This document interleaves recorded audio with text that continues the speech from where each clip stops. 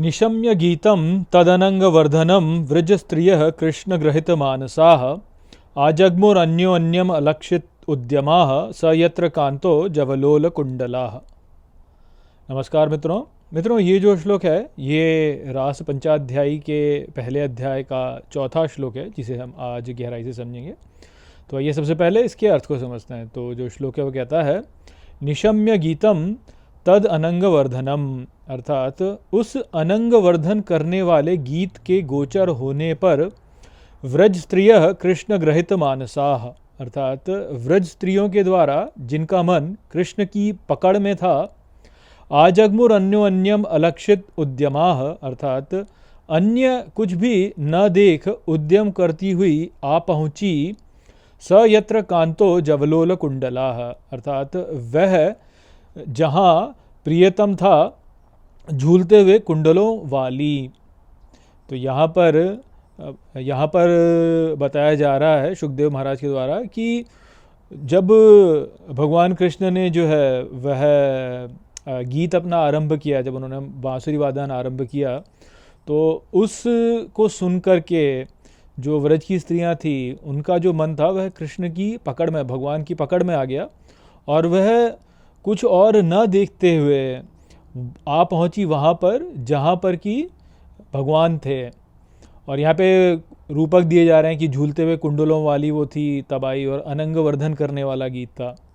अब अनंग वर्धन करने से तो हम अर्थ जानते ही हैं कि अनंग जो है वो कौन है। तो कामदेव जो है वह अनंग है, क्योंकि उनका कोई अंग नहीं है, उनका कोई शरीर नहीं है, तो इसलिए कामदेव जो है वह ही है। तो अनंग वर्धन से यहाँ पे अर्थ वही है कि कामना का वर्धन करने वाला जो गीत है।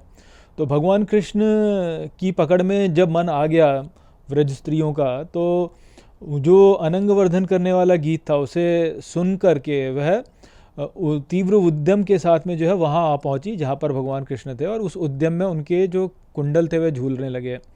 और यहाँ पे झूलते हुए कुंडलों का जो रूपक है वह इसी बात का रूपक है कि वो जो गीत था उसको वे सुन रही थी, क्योंकि कुंडल जो है वो कानों में पहने जाते हैं, तो कानों का ही प्रतीक है, अर्थात श्रोत्र का प्रतीक है, अर्थात सुनने का प्रतीक है। और श्रोत्र जो होता है उससे सुनने वाला जो होता है वह जो है वह दैव बोला गया है वास्तव में। यदि आप बृहदारण्यक उपनिषद वाले वीडियो देख रहे हो तो उसमें जो है ये बताया गया है कि जो श्रोत्र हैं वह दैव हैं वास्तव में, देव, अर्थात जो देववाणी हम सुनते हैं वह कानों से सुनते हैं। तो इन सब के द्वारा हम यहाँ पे समझ सकते हैं कि ऊपरी रूप से भले हमें ऐसा लग रहा हो यहाँ पर कि भगवान जो है कहीं तो जंगल में जा कर के उन्होंने बांसुरी बजाई तो सारी व्रज की गोपिकाएं जो हैं, स्त्रियां जो हैं वह वहाँ जंगल में आ पहुँची, परंतु वो यहाँ पे गहरा अर्थ नहीं है, वह केवल ऊपरी अर्थ है। जो गहरा अर्थ यहाँ पर है वो यही है कि जो हमारे मन के भीतर जो वन है, हमारे मन के भीतर जो गहरा वन है जहाँ पर कि भगवान छुपे हुए हैं, जहाँ पे वो स्थित हैं, वहाँ से जब वह अपनी बांसुरी बजाते हैं तो जो भक्त होते हैं वह खींचे चले आते हैं उसकी ओर, और जो हमारे मन के भीतर है वह ही बाहर प्रक्षेपित भी है। तो इस प्रकार से भगवान बाहर भी हैं और भीतर भी हैं। तो यहाँ दोनों ही रूप से आप इसको इस प्रकार से समझ सकते हैं। ले दे के जो बात यहाँ पे समझनी है वो यही है कि जब भगवान अपने भक्तों को अपनी ओर आकर्षित करना चाहते हैं तो वो भगवान कृष्ण का रूप ले लेते हैं, और वह अपने भक्तों के साथ में लीलाएं करते हैं। तो वो जो लीलाएं करते हैं वह अनंग वर्धन करने वाला होता है, क्योंकि जो भक्त जिस प्रकार का प्रेम अनुभव करते हैं वह प्रेम जो है वह जो काम वासना वाला जो प्रेम है उससे कहीं अधिक श्रेष्ठ होता है, और वह दिव्य होता है। तो उसका जो आनंद होता है वह भी दिव्य होता है और वर्धन करने वाला होता है बहुत।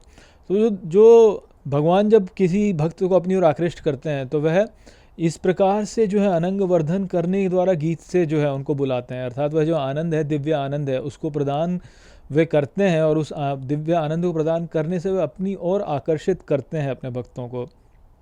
तो यदि किसी व्यक्ति का जो मन है वह भगवान कृष्ण की पकड़ में आ जाता है, और भगवान कृष्ण से क्या अर्थ है, भगवान कृष्ण से अर्थ है भगवान का वह रूप जो हमें अपनी ओर आकर्षित करता है। तो जिस किसी के मन को भगवान सफल हो जाते हैं अपनी ओर आकर्षित करने में, तो उसको जो है फिर वह बुला ही लेते हैं, अपनी ओर खींच ही लेते हैं, अपनी ओर खींच ही लेते हैं। जैसे चुंबक जो होता है वह लोहे को अपनी ओर खींचता है, और जब चुंबक लोहे को अपनी ओर खींचता है तो लोहा जो होता है वह भी चुंबक बन जाता है। तो ठीक इसी प्रकार से भक्त जो होता है, जब भगवान अपनी ओर आकर्षित करते हैं तो भक्त जो होता है वह भगवत स्वरूप ही हो जाता है, तन्मय हो जाता है भगवान से।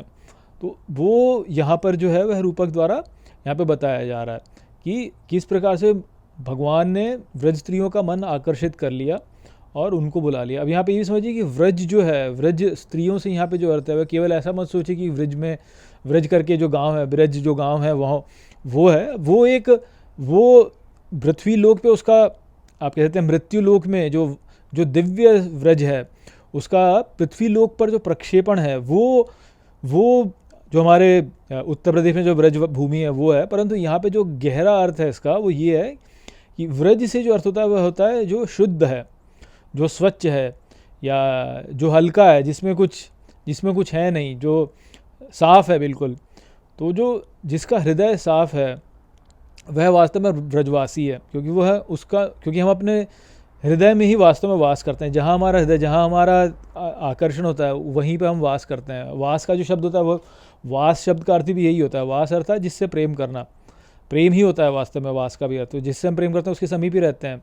तो जो शुद्धि से प्रेम करता है वो वास्तव में व्रजवासी है। तो व्रज स्त्रियों से यहाँ पे अर्थ है वो मन, बुद्धि और अहंकार जो कि शुद्ध है। और वो ऐसा ज़रूरी नहीं है कि कोई पुरुष है या स्त्री है, पुल्लिंग वाला है स्त्रीलिंग वाला नहीं। जिस भी किसी व्यक्ति का मन जो है वह शुद्ध है और जिसका मन जो है वह शुद्ध की ओर आकर्षित होता है वह वास्तव में व्रज में वास करने वाला है। उसमें व्रज स्त्रियाँ जो हैं वह गोपिकाएँ हो गई। और गो, जैसे मैंने आपको बताया, गो क्या है? मन, बुद्धि और अहंकार। तो मन, बुद्धि और अहंकार जिसका स्वच्छ है वो वास्तव में व्रज की गोपिका ही है एक प्रकार से। तो व्रज की गोपिकाओं को अपनी ओर आकर्षित करने से यहाँ पे जो अर्थ है वो दिव्य प्रेम को प्रदान करना ही है। कि जो दिव्य प्रेम होता है, जो अनंग वर्धन करने वाला है, दिव्य कामना, दिव्य प्रेम, वो जो है वो प्रदान करके भगवान जो है अपने शुद्ध भक्तों को अपनी ओर आकर्षित करते हैं। तो उसी प्रकार से यहाँ पे इस श्लोक में जो है उस बात को, विचार को प्रस्तुत किया गया। तो वो संदेश था यहाँ पर इस श्लोक में। आशा करता हूँ कि मैंने इस श्लोक को आपको अच्छे से समझा दिया होगा। चलिए इसी के साथ इस वीडियो को हम यहीं पे समाप्त करते हैं। नमस्ते।